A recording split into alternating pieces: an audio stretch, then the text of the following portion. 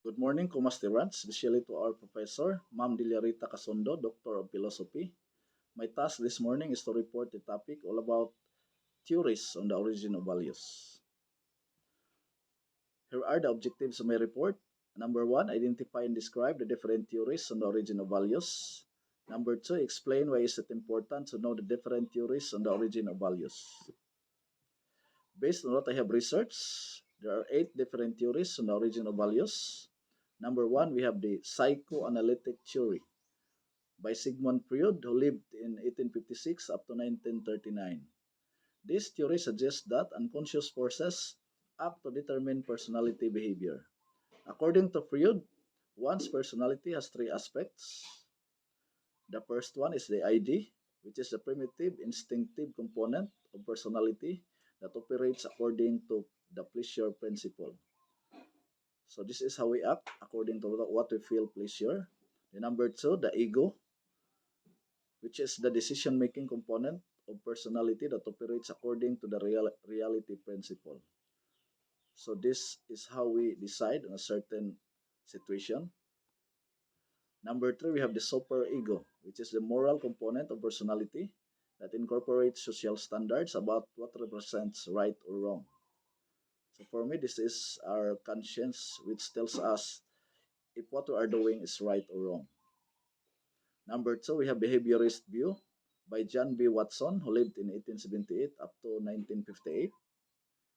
Behaviorism is a theoretical orientation based on premise that scientific psychology should study only observable behavior.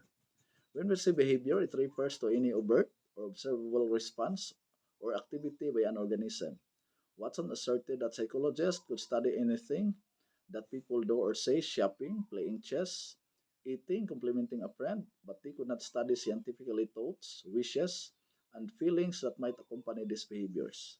So it is really very true that people can only study those observable behaviors by a certain person, but they could not study or they could not predict those non-observable behaviors like feelings, thoughts, etc. Number three, we have social cognitive learning theories proposed by Albert Bandura. According to this theory, most human behavior is learned by observation through modeling. Observational learning occurs in organisms responding is influenced by the observation of others, who are called models. Bandura maintains that people's characteristic patterns of behavior are shaped by the models that they are exposed to. It is really very true that some of our values, okay, we acquire it by somebody in our environment or society who serves as our models.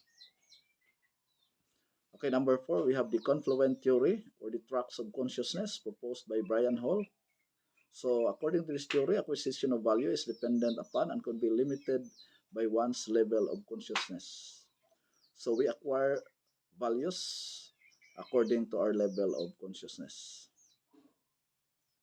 Okay, number five, we have the psychosocial or epigenetic theory proposed by Erik Erikson.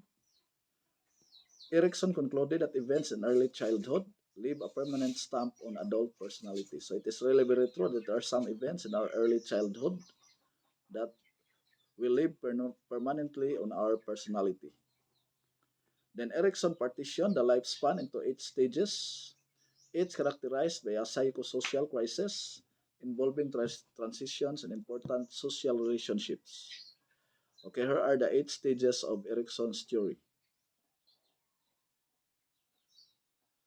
Okay, number one, we have trust versus mistrust, which happens from birth to 18 months. So this is what happened during this stage. Because we're completely helpless at this age, we depend on others to care for us and love us. If we receive good care and love, we learn to trust and will generally feel safe and secure in the world. If we don't receive good care and love, we struggle to trust and will generally feel fearful of the world. So this is really very true because during this age, we are really helpless. That is why we depend on somebody. Then, if we feel somebody cares for us, that's a time that we started to trust. The number two, we have autonomy versus shame, which happens at the age of 2 to 3 years old. So this is what happened during this stage. If we successfully complete toilet training and and are allowed to gain more control over food choices, toy preferences, etc., we will develop autonomy and generally feel more secure and confident. If we fail to gain autonomy in these years, we will generally more shame and doubt. Okay, number three, we have initiative versus guilt. Happens at the age of 3 to 5 years old. In this stage, we learn to assert ourselves in social settings. If we succeed, we will develop initiative and generally feel more capable. If we fail, we'll generally be left with more guilt and self doubt. Okay, number four, fourth stage, we have industry versus inferiority, which happens at the age of 6 to 11 years old. Okay, at this stage, if we're encouraged to improve our abilities and if our accomplishments are commended, we're likely to develop a sense of confidence. If we're discouraged and or ridiculed by parents, teachers, or peers, we're more likely to doubt our abilities. Okay, number five, fifth stage, we have identity versus confusion, which happens at the age of 12 to 18 years old. In our teenage years, we can receive affirmation of our ideals, values, and sense of self, or we can receive various forms of derision and rejection. Those who have their sense of self positively reinforced develop stronger feelings of independence and control. Those who don't receive positive reinforcement end up with more insecurity and remain confused about themselves and their future.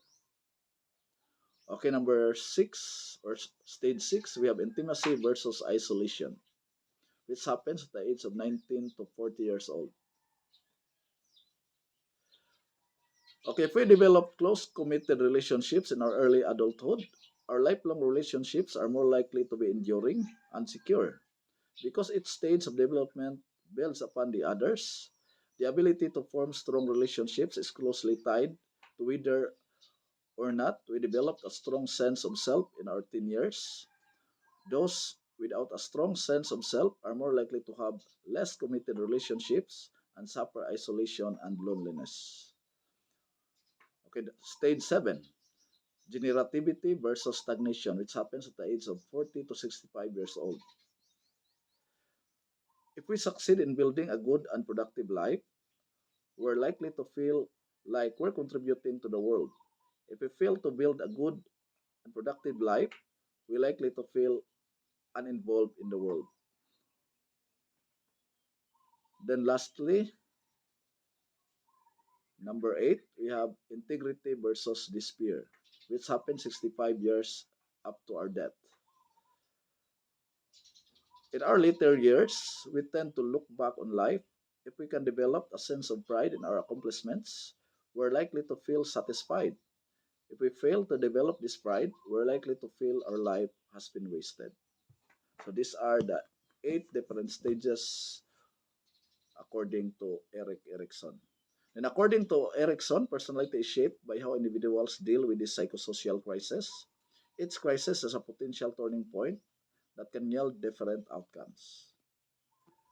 Erikson described the stages in terms of these alternative outcomes, which represent personality traits that people display over the remainder of their lives. Then we have here the Erikson stage theory. Erikson's theory of personality developed posits that people evolve through 8 stages over the lifespan, and that is what I have mentioned earlier. Each stage is marked by a psychosocial crisis that involves confronting a fundamental question, such as who am I and am I going? The stages are described in terms of alternative traits that are potential outcomes from the crisis. Development is enhanced when a crisis resolved in favor of the healthier alternative. Okay, number 6, person-centered theory or self-theory proposed by Carl Rogers, who lived in 1902 up to 1987. So according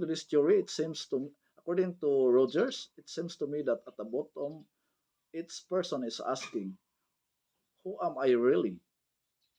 How can I get in touch with this real self underlying all my surface behavior? How can I become myself? So Rogers argued that human behavior is governed primarily by each individual's sense of self or self concept, which animals presumably lack.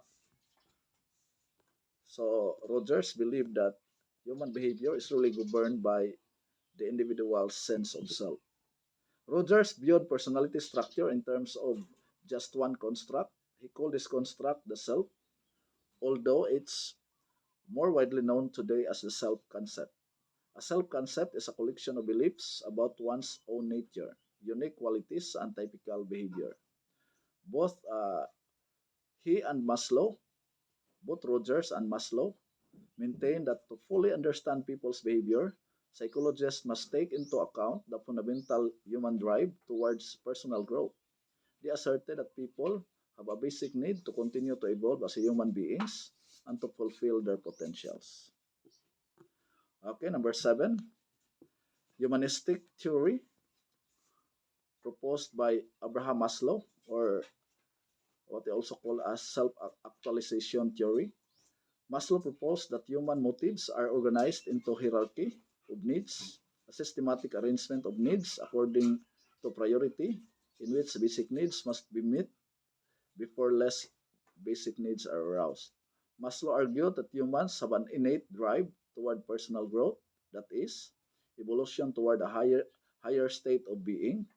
Thus, he described the needs of the in the uppermost reaches of his hierarchy as growth needs. These include the needs for knowledge, understanding, order, and aesthetic beauty. Foremost among them is the need for self-actualization, which is the need to someone's potential.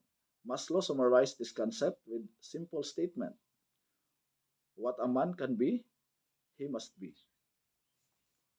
According to Maslow, people will be frustrated if they are unable to fully utilize their talents to pursue their true interest. Yes, it is really very true that if we if we cannot uh, fully utilize our talents, okay, we will feel frustrated.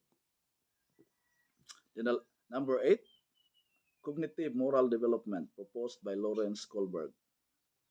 According to this theory, there exists a structural basis written each person that determine the process of perceiving value. This series of progression depends on the person's interaction with the environment.